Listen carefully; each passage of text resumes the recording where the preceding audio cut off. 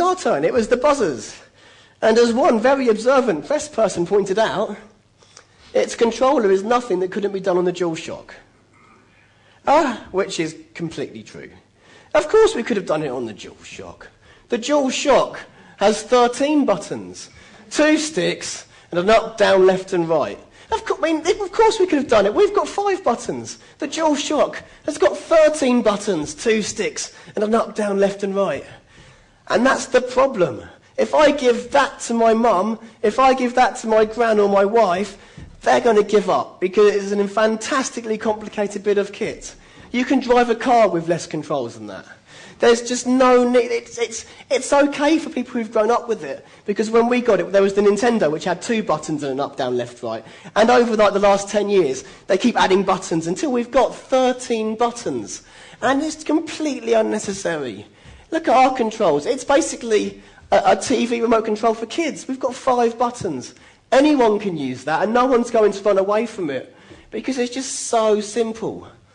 And that's such a problem now. For so long, games have been made by gamers, making games for gamers, who then make games for gamers. And we've got this, I haven't researched this 10% figure, by the way. This is actually my boss's figure, and it's completely off the top of his head. I think it might be slightly bigger than that, but it's still the general idea that it's such a small percentage of the population just making games for themselves.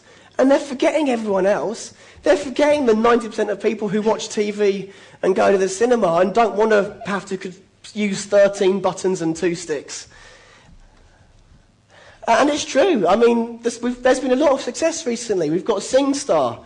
Everyone knows, well, not everyone, but a lot of people have played SingStar. All you have to do is sing. Anyone can do that.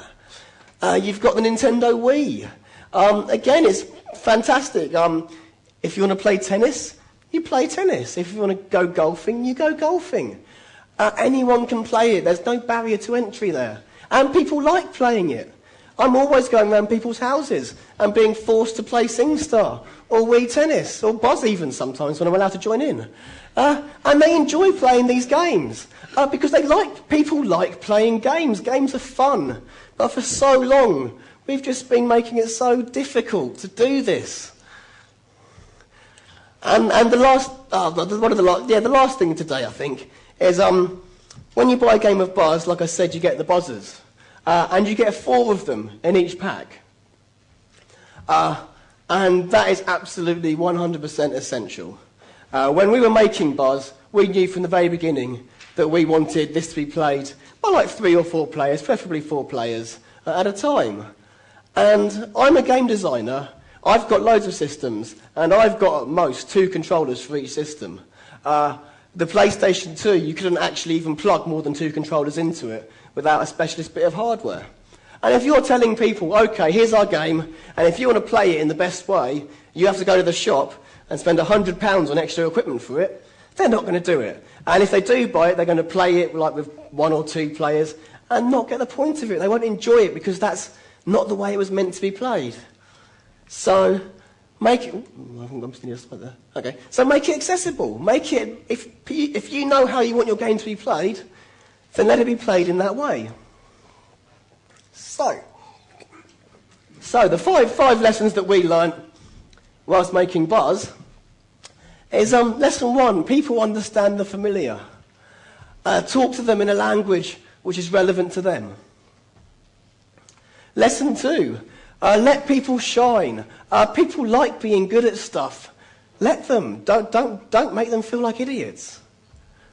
Lesson 3, keep it simple. If people are confused, if they're wondering what they're meant to be doing, you're going to lose their interest and they're going to get bored and they're going to stop playing.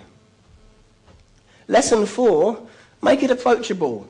If your game's intimidating for whatever reason, maybe it's visually scary or it's got the wrong styling, people won't play it because they're scared to go anywhere near it. And lesson 5, make it accessible.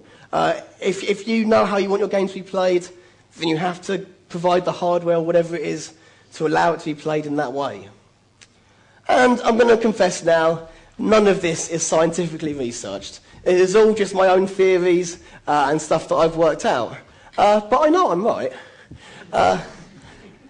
When we released Buzz back in October 2005, it charted at the fantastically high position of position 13. And then it went up to number 8, and then it went down. And we were a bit worried, to be honest. This is not a good sign for a computer game. We'd already had one flop, and we thought we were all going to be out of jobs.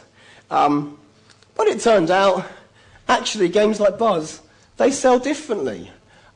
This is, as you can see, 6 months. It went up and it went down, but it did really well. Most games don't stay in the charts for that long. And what it is games like this, they sell on word of mouth. One person buys it, and then they go home and their friends come round and they all play the game, and then 4 people have played it. And then they can go out and they can buy it, and their friends can play it.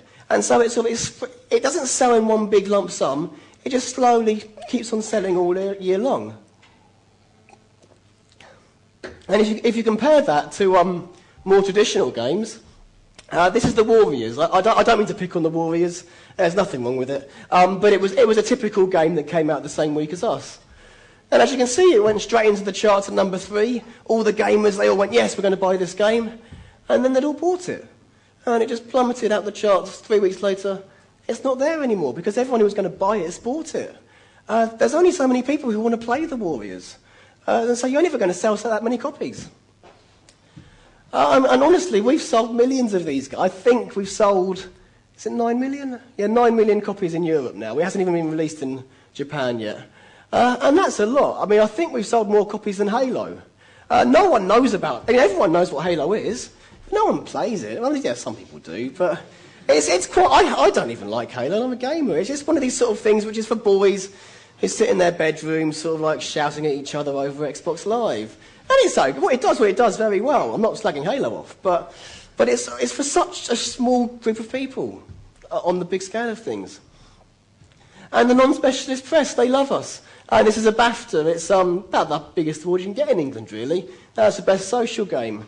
And we got a Guinness Book of Records. Admittedly, it's for the best-selling video game console quiz series. But the fact that they actually bothered to give us a record for that means they like us deep down. And it's great. You get the tabloids, the Sun newspaper, not maybe the best read in the world, but they give us 10 out of 10 when one of our games come out. The gaming magazines don't. Edge, they gave us 4 once, they gave us a 6. They hate us. The gaming magazines hate us because they know what we're doing. We're making games that aren't for them. We're making games for people who shouldn't be playing games. And they look down upon us. I remember my boss, David Amor, he wanted to do a speech at the GDC, the Game Developers Conference in San Francisco. And they almost told him that he couldn't do it because he didn't make real games. I mean, that's just so wrong on so many levels. Fortunately, we've got Nintendo on our side now, and they're doing a similar sort of thing to us. So it is changing. People, the specialist press like us more now than they did 4 years ago. They're starting to get used to us, I think. And, of course, the public love us too. I'll be honest, this wasn't actually a picture of people queuing up for Buzz. But it's so nice. I've made games for years now. And it was all, in the old days, people would come up to me and they go, oh, what do you do for a living? And you go, I'm a game designer. And they go, oh, fantastic. And what games have you made? And you'd tell them, and they'd have no idea what you were talking about. Because it's just, they're not in that circle. Whereas now you can say, oh, I work on Buzz. And they might not have played it, but they've generally, lots of people have heard of it at least, or had friends who played it at a party they were at. And it's just really nice when you've just got a bit of recognition because you're making stuff that is relevant to more than just such a small group of gamers. And I think I'm going to leave you with that thought. Thank you, everyone.